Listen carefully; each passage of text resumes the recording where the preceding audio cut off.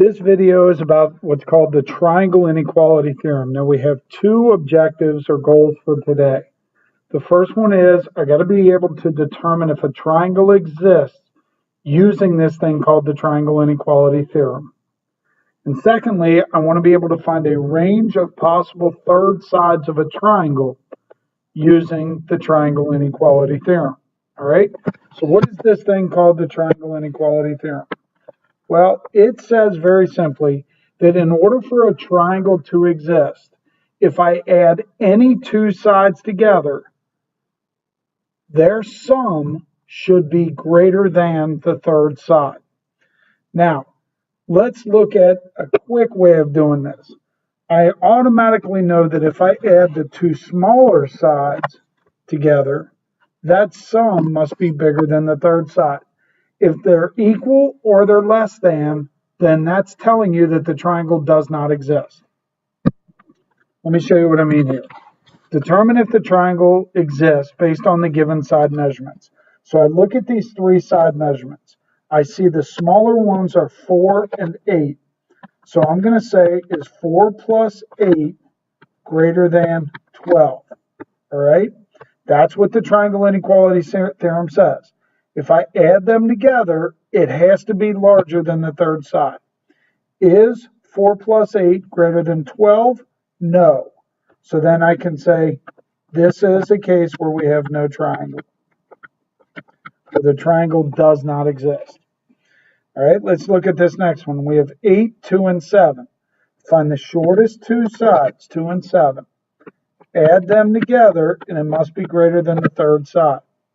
Is 2 plus 7 greater than 8? Yes, 9 is greater than 8, so the triangle exists.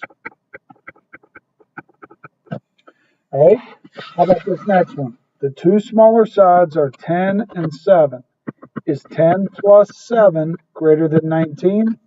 No, so therefore I know this is not a triangle. They are just three segment lengths.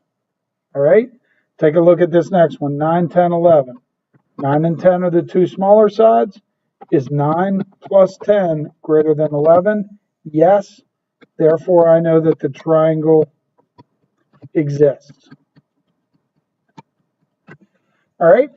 So let's take an extension of this now, which comes back to that second objective.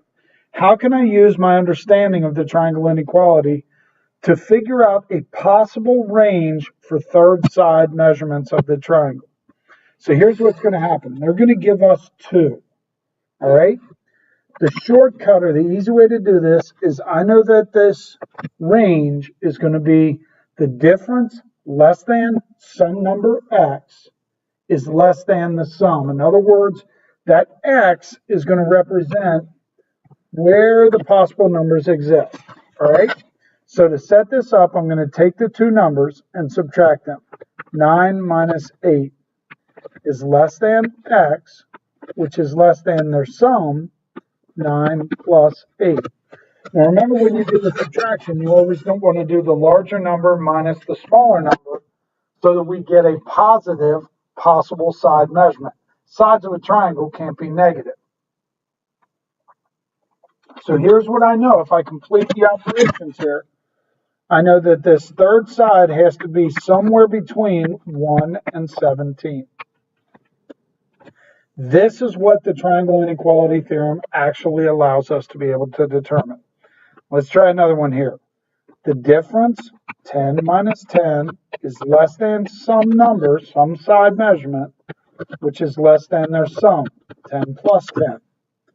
So I know that the third side has to be somewhere between 0 and 20.